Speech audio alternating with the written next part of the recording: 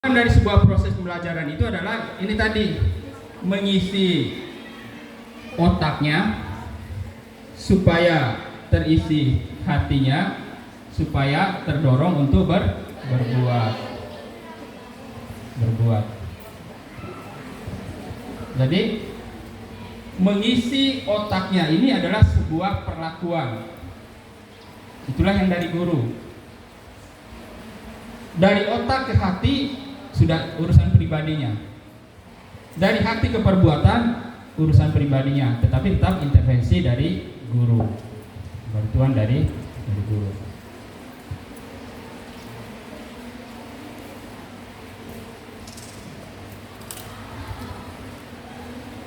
Nanti di kelas berapa mereka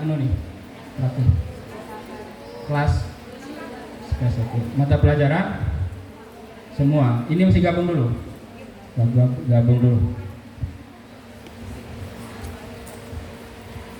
Ingat, misalnya pelajaran IPA semester 1 bab pertama, apa pelajarannya dulu? Ya? Flora dan fauna. Lupa dia. Jadi kalau lupa itu tidak tersimpan di memori jangka panjang, hanya sampai di memori jangka pendek. Di memori jangka pendek itu ya umurnya sebentar informasi itu.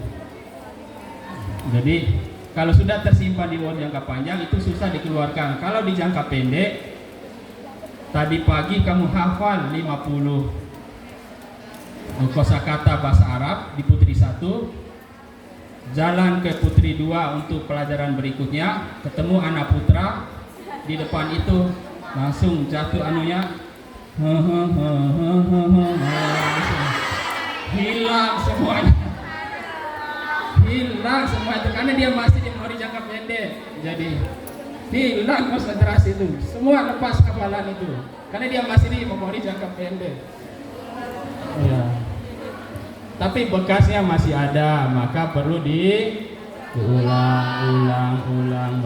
merajaah terus, mufrodat pagi, malam, itu dah fungsinya supaya informasi itu dia mendalam. Ustaz Abdul Rahman kan di hafalan itu apa kaidahnya kan gitu. Jadi memelihara hafalan itu sama dengan mengikat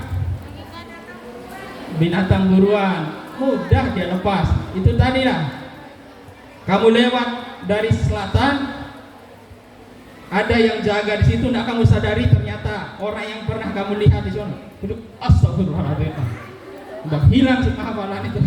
Dari itu dia. Ya. Oke. Paham ya? Itu tugas kita guru dalam mengajar. Ya, memanusiakan manusia. Kamu berusaha dengan sadar. Saya bikin rencana, namanya rencana pelaksanaan pembelajaran RPR, rencana pelaksanaan pembelajaran. Saya bikin karena kamu sadar, oh besok saya ngajar, sebelum saya ngajar harus ada RPP-nya. Itu harus ada rencananya, karena sesuatu yang kita lakukan itu harusnya terencana. Kaidah menyatakan kalau gagal merencanakan sesuatu sama halnya merencanakan kegagalan. Jadi begitu. Ya, saya ini alhamdulillah dengan posisi sudah S3 ini emang direncanakan. Ya, bukan mengalir seperti air hidup ini. Ya, ada godaan kewek-kewek kanti itu, udah saya halau sedikit. Nah, supaya fokus menuju apa yang sudah direncanakan. Jadi itu. Nah, karena itu adalah usaha sadar. Nah, rencana pelaksanaan pembelajaran apa isinya? Ya ini tadi. Besok saya mau mengajar tentang ciri-ciri makhluk hidup bab 1 semester 1 kelas 7. Kalau yang semester genap saja. Ika, yang sekarang apa yang bisa kelas 1 materinya? Siapa yang ngajar ini? Yang umum? Yang umum yang semester 2 ini apa materi pertama di sanawiyah atau aliyah? Sanawiyah. Enggak, ada sebelum ekosistem. Coba lihatkan sebentar. Oke, misalnya saya mau mengajar ciri-ciri makhluk hidup. Nah, ini kan materinya. Ya, kamu baca-baca dulu, baca apa isi materinya tentang ini. Jadi, kamu baca di buku bukan berarti kamu menyampaikan isi buku. Nah, ini yang salah kita. Salah guru-guru juga banyak yang salah. Kita semua, saya juga salah. Buku itu bukan sebagai tujuan. Apa maksudnya buku sebagai tujuan? Kalau buku sebagai tujuan, maka kita mengajar adalah menyampaikan semua isi buku. Kita mendengar istilah materi saya belum habis. Nah, harusnya buku itu hanya sebagai alat untuk mencapai tujuan. Apa tujuan kita? Terbangunlah kesadaran otak, metakognisi tadi. Oh, bahwa memang beraneka ragam ini makhluk hidup di muka bumi ini. Itu tujuannya yang kognitif ini, bukan menghafal ciri-ciri makhluk hidup, ciri-ciri benda mati. Itu pengetahuan dia untuk mencapai yang paling tinggi tadi, kesadaran berpikir, namanya metakognisi itu. Oh, seolah-olah anak itu menyatakan, oh ternyata, nah, kan? makhluk hidup itu banyak sekali ragamnya. Duren saja yang tempatnya Ustaz Hamdani itu ukurannya bermacam-macam. Ada yang besar, ada yang kecil. Yang besar saja ada yang rasanya enak, ada yang enak sekali. Ada yang gratis, ada yang tidak gratis. Jadi macam-macam. Ada yang durinya tumpul, ada yang durinya tajam. Terbangunlah kesadaran di dalam pikiran kita. Kesadaran dalam pikiran itu sekali lagi itu namanya metakognisi. Inilah tujuan pembelajaran tertinggi.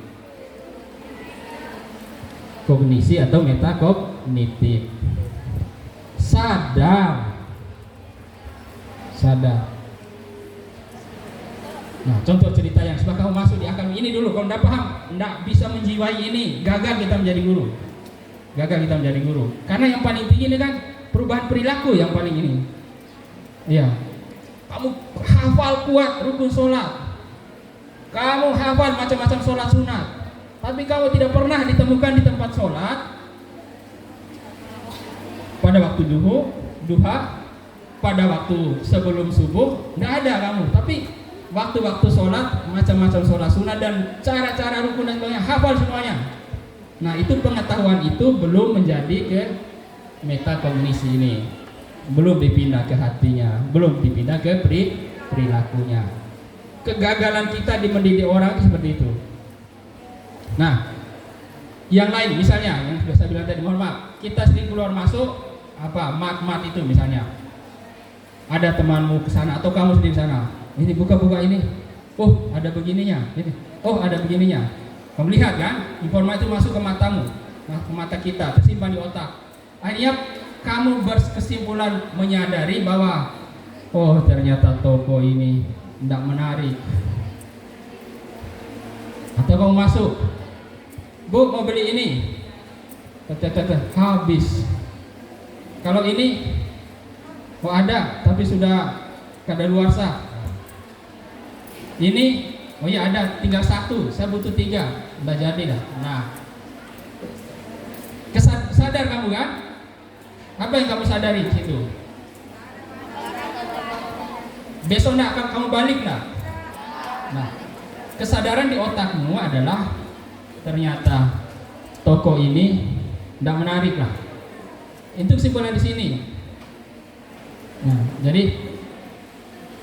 toko ini tidak menyiapkan sesuatu yang memang diperlukan dalam jumlah yang ini. Dia itu sudah metakognisi, turunlah ke hati. Saya nggak suka dengan toko ini, nggak suka, nggak simpati, turun ke hati. Nah, ketika kamu memutuskan besok, oh saya mau beli FIFA. Zaman kami itu ada FIFA 5, 1, 2, 3, 4, 5. FIFA. Itu zaman dulu saja ya. FIFA nomor 1.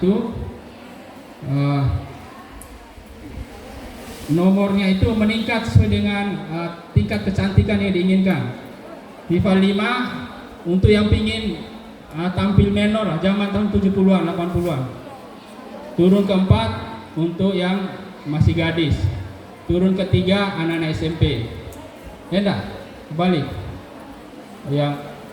Pokoknya yang paling terakhir itu untuk para ibu-ibu yang nomor 1. Jadi sudah tidak perlu lagi terlalu cantik. Jadi itu. Nah, kamu ingin beli itu. Nah, akhirnya begitu keluar dari motor, pastinya kamu tidak akan menuju toko itu lagi. Itu sudah masuk ke psikomotor. Kemudian ada teman bercerita, ini saya mau beli episode ini, saya mau toko ini. Kemudian kamu melarang. Masuk ke mana? Pengetahuan, sikap, atau psikomotor? Jadi, mau kemana kamu? Saya mau beli odol di toko itu. Oh jangan. Mesti tidak ada, lelah kamu nanti. Nah, kamu berbuat itu apa namanya? Psikomotor. Jadi itu maksudnya.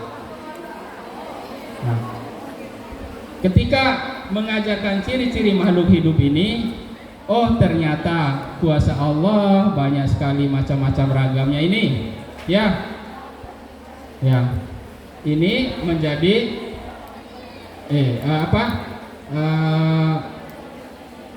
oh ternyata banyak sekali ragam makhluk hidup.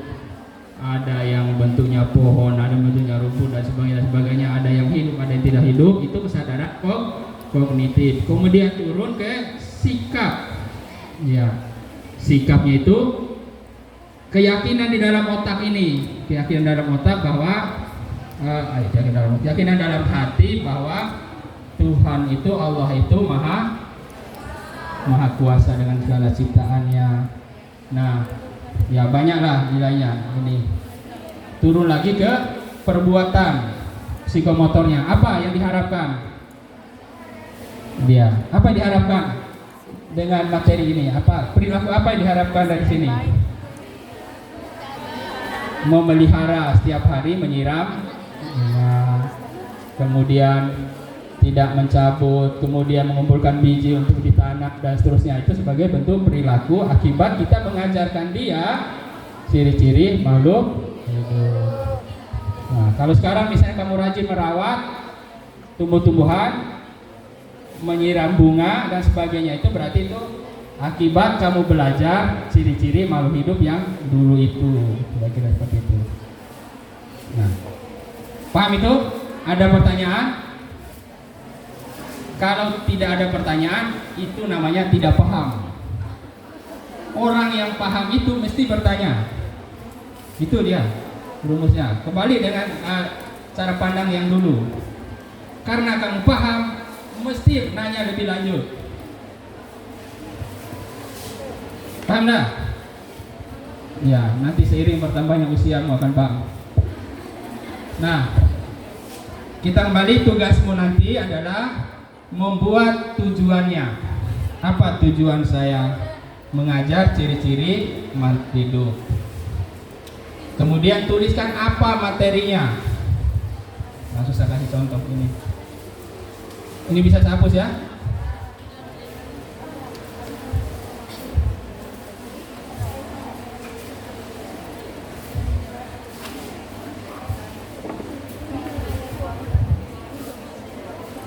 Materinya ciri-ciri makhluk hidup. Tujuan pembelajarannya. Jangan banyak-banyak. Tujuan pembelajaran. Harus ada 3 kelompok ya. Yang satu kognitif, Kalau di dokumen kurikulum itu nanti kamu lihat ada KI, kompetensi. Benar, saya jelaskan kompetensi itu. Ada yang kognitif dulu. Kognitif apa tadi? Pengetahuan isi otaknya. Ciri-ciri makhluk hidup. Nah, misalnya yang pertama, saya ingin mengajarkan, ini kan kita mengajarkan ciri-ciri hewan begini, ciri-ciri tumbuhan begini, ciri-ciri yang hidup begini, yang tidak hidup begini. Nah, untuk itu yang kita mau ajarkan kan, berarti kita akan mengisi isi otak anak itu. Yang kita ajarkan adalah misalnya membedakan